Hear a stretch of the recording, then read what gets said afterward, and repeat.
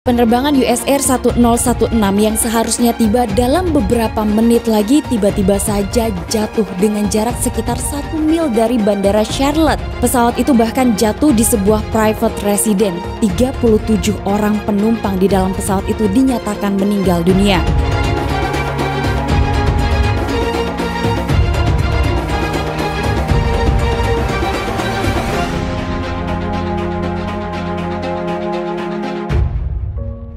Assalamualaikum warahmatullahi wabarakatuh. Hai hello Delvers. Di video kali ini sejarah penerbangan yang akan dibahas adalah US Air 1016, di mana tragedinya terjadi hanya beberapa hari sebelum peringatan Hari Kemerdekaan Amerika Serikat. Kita take off ke kronologi. Sabtu 2 Juli 1994, di cuaca yang cerah dan musim panas yang indah, sebuah pesawat DC-9 akan digunakan oleh US Air 1016 yang akan terbang dengan rute Pittsburgh di pagi hari, kemudian melanjutkan lagi penerbangannya ke New York, setelah itu terbang lagi ke Charlotte, dan selanjutnya akan terbang lagi ke Columbia, dan terakhir dari Columbia pesawat ini akan kembali ke Charlotte. Penerbangan dari Pittsburgh sampai ke Columbia normal. Pesawat itu kembali terjadwal untuk terbang dengan rute Columbia menuju ke Charlotte. Di dalam penerbangan tersebut terdapat 57 orang total penumpang, termasuk 2 orang pilot. Yang pertama adalah Captain Michael Russell Greenlee, usianya 38 tahun dengan 8.065 total jam terbang. Beliau ini merupakan salah satu top pilot Angkatan Udara Amerika Serikat, dan di dalam penerbangan itu beliau bertugas sebagai pilot monitoring. Beliau juga telah bekerja di maskapai US Air selama 9 tahun. Sementara itu first officer-nya adalah James Phillips Hayes, usianya 41 tahun dengan 12.980 total jam terbang. Beliau ini telah bekerja di US Air selama 7 tahun. Dan di penerbangan 1016 inilah kedua pilot untuk pertama kalinya baru bertemu. Selain kedua orang pilot, ada seorang flight attendant bernama Richard DeMary yang telah bekerja selama 2 tahun dan merupakan salah seorang kru pesawat yang memiliki andil besar dalam penerbangan US Air 1016. Sedikit membahas mengenai pesawat DC-9 yang digunakan. Pesawat itu dibuat tahun 1973. 1 tahun kemudian baru digunakan oleh maskapai US Air, dan pada saat penerbangan 1016, pesawat itu telah mengumpulkan 53.917 total jam terbang. Penerbangan dari Columbia menuju ke Charlotte ini adalah penerbangan keempat dan merupakan penerbangan terakhir. Nah, di penerbangan ini jarak tempuhnya hanya sekitar 50 menit. Awalnya penerbangan dari Columbia menuju ke Charlotte ini normal dan juga lancar. 15 menit kemudian pesawat hampir tiba di bandara tujuan di Charlotte. Saat itu Kapten mulai melihat di jalur penerbangannya terjadi hujan deras. Untuk memastikannya, ia melihat layar radar di dalam ruang kokpit, dan memang benar di jalur penerbangan 1016 menuju ke bandara ini terjadi hujan deras. Saat itu kedua kru tidak khawatir meskipun mengetahui adanya hujan deras di jalur penerbangannya. Hanya beberapa saat setelahnya, Kapten kemudian menginformasikan hal yang sama kepada petugas menara kontrol bahwa di jalur pendaratannya terjadi hujan deras. Saat itu jawaban dari menara kontrol adalah agar penerbangan US Air tenang karena cuaca di sekitar bandara juga aman untuk pendaratan. Saat itu juga Kapten melapor jarak antara pesawat dengan bandara sekitar 15 mil. Setelah mendapatkan informasi dari Kapten bahwa ada hujan deras di hadapan penerbangan 1016, maka controller saat itu memutuskan untuk merubah sedikit jalur penerbangan dari US Air untuk menghindari badai. Kurang dari 10 menit lagi US Air 1016 ini akan mendarat di runway 18R. Lampu tanda kenakan sabuk keselamatan sudah dinyalakan dan pesawat sudah dikonfigurasi untuk pendaratan. Pesawat itu mulai turun ke ketinggian 4.000 kaki dan mengikuti semua instruksi dari controller. Beberapa saat setelahnya, controller menginstruksikan pesawat US Air untuk turun ke ketinggian 2.300 kaki. Kemudian roda pendaratan diturunkan dan flaps diatur ke 40. Namun secara tiba-tiba dan tanpa diduga, hujan deras turun. Kemudian visibilitas menjadi sangat terbatas dan first officer yang bertugas sebagai pilot penerbang merasa ada sesuatu yang salah dengan penerbangan itu. Ternyata bukan hanya first officer yang merasakan ada sesuatu yang salah dengan pesawat yang sedang diterbangkannya, Kapten juga merasakan hal yang sama. Hanya beberapa saat setelahnya, Captain langsung mengatakan kepada First Officer untuk go around, dan First Officer setuju. Ia langsung mengkonfigurasi pesawat untuk go around. Tuas throttle saat itu didorong dan pesawat mulai naik kembali. Beberapa saat setelahnya, Captain menginformasikan kepada menara kontrol bahwa pesawatnya go around. Anehnya, saat itu kedua pilot tetap memutuskan untuk melakukan pendaratan di tempat yang sama, yaitu Bandara Charlotte. Controller yang mendapatkan informasi bahwa penerbangan US Air 1016 ini akan go around langsung mengatakan kepada Captain untuk menaikkan ketinggian pesawat ke 3.000 kaki dan berbelok ke kanan. Informasi itu langsung diterima oleh First Officer dan Captain, dan mereka langsung mengikuti instruksi dari controller. Tapi hanya beberapa saat setelahnya, tiba-tiba saja First Officer ini merasa ada sesuatu yang salah dengan proses go around.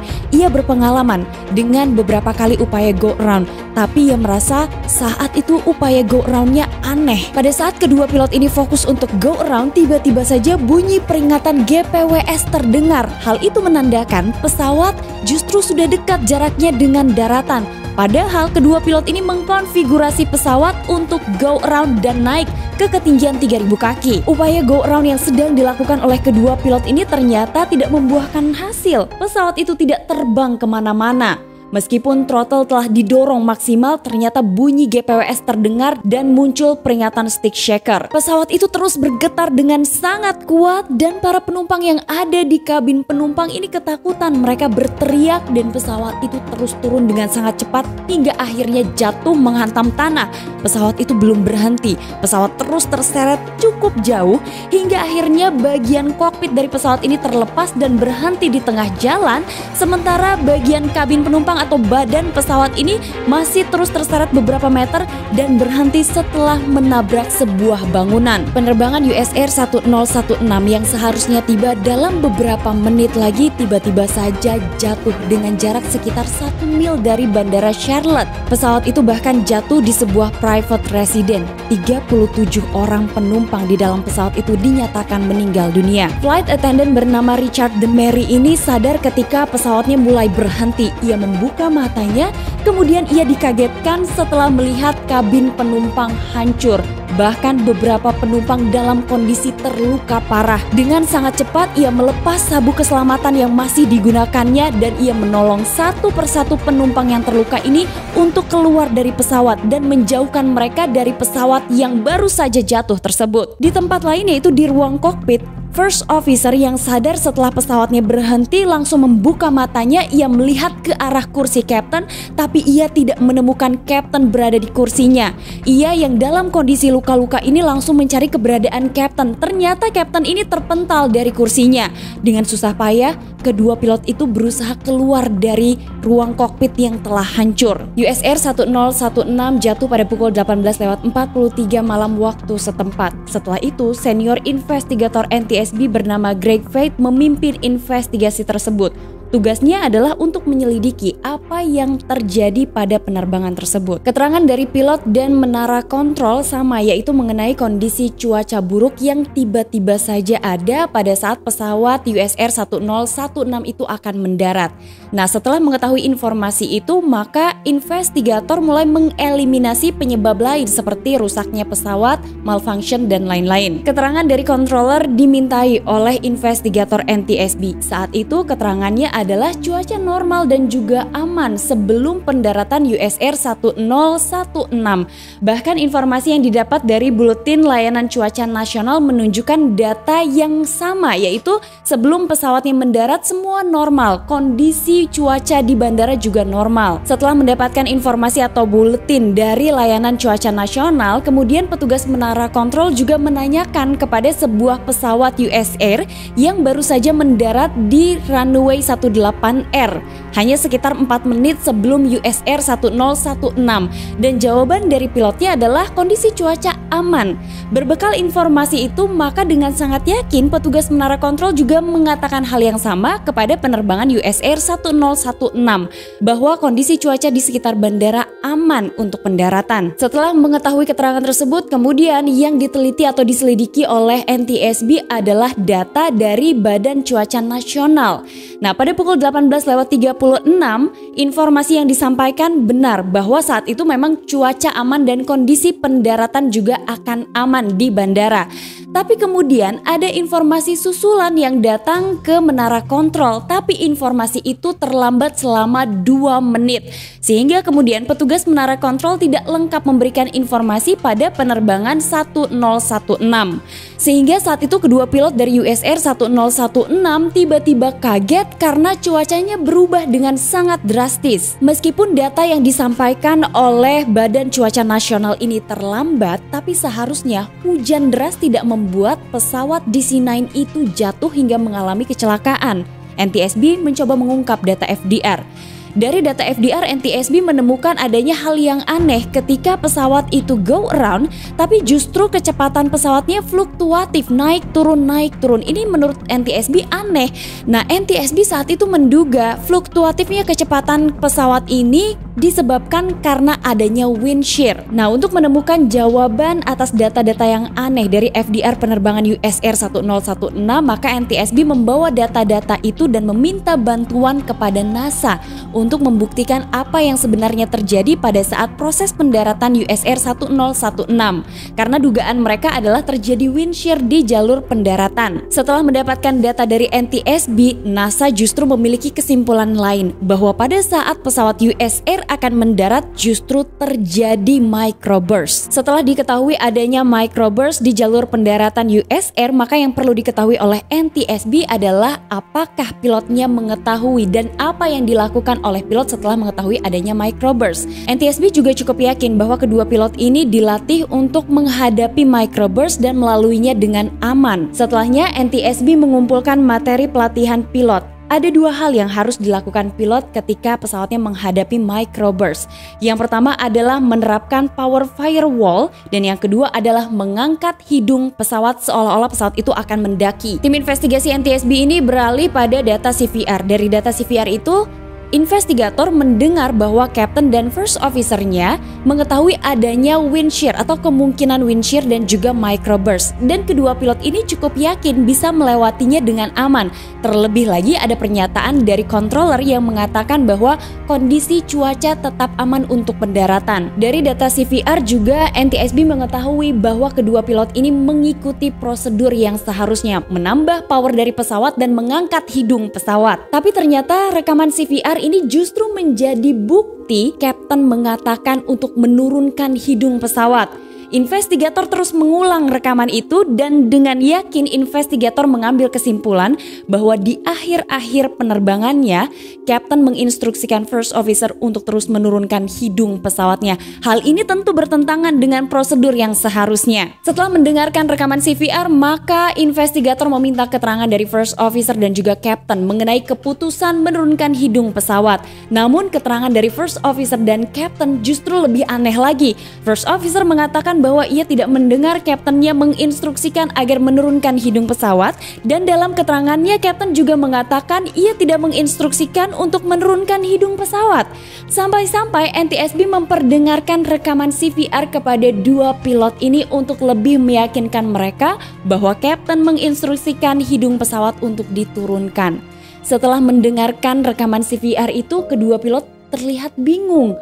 Mereka sama-sama tidak menyadari hal tersebut. Namun ternyata NTSB mengatakan hal itu bisa saja terjadi karena manusia tidak terlalu ingat detail kejadian, bukan untuk berusaha menutup-nutupi atau berbohong, tapi mereka ini tertekan dalam situasi yang stres pada saat memiliki masalah penerbangan. Sehingga kemudian NTSB berspekulasi bahwa kapten mengalami disorientasi spasial. Hal ini dipengaruhi oleh gravitasi, cairan di dalam telinga bagian dalam, dan juga visualisasi dari kapten. Kapten saat itu kesulitan untuk memastikan apakah hidung pesawatnya terlalu naik atau tidak. Namun tim investigasi NTSB berkesimpulan bahwa pada saat hidung pesawat ini naik secara normal untuk proses go around, di saat itulah kapten tidak tahu apakah hidung pesawatnya terlalu naik atau tidak. Tapi ia cukup yakin bahwa hidung pesawat itu terlalu naik sehingga menginstruksikan first officer untuk terus membawa hidung pesawatnya turun. Sementara di sisi lain, first officer yang saat itu panik dan juga kebingungan dalam masalah penerbangannya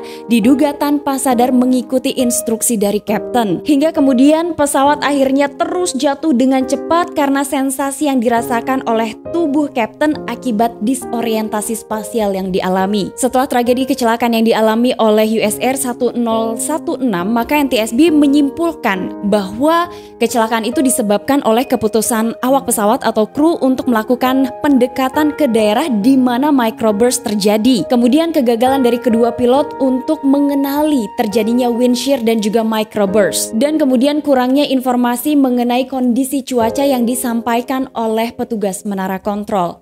Dan setelah tragedi yang dialami US Air, tim investigasi NTSB pun memberikan beberapa rekomendasi. NTSB meminta kepada Badan Cuaca Nasional untuk memberikan update data real time yang sangat lengkap kepada menara kontrol. Kemudian juga meminta FAA memasang radar cuaca di sekitar wilayah bandara dengan teknologi yang lebih canggih agar peristiwa semacam ini tidak terulang kembali. Setelah tragedi penerbangan yang dialami oleh US Air 1016, kedua pilot masih melanjutkan profesinya sebagai pilot sampai US Air merger dengan American Airlines di tahun 2013. Sementara itu, flight attendant yang bernama Richard Demery ini setidaknya mendapatkan 5 penghargaan atas upayanya dalam penyelamatan penumpang yang sangat hebat. Itulah informasi dari channel Tamara Delf mengenai sejarah penerbangan US Air 1016. Semoga informasi mengenai tragedi penerbangan ini bermanfaat untuk kita semua. Hai halo Delvers, aku langsung bacain 2 komen kalian aja ya. Yang pertama adalah dari Kak Adrian Agustus. Ini adalah komen dari video SS Orang Medan.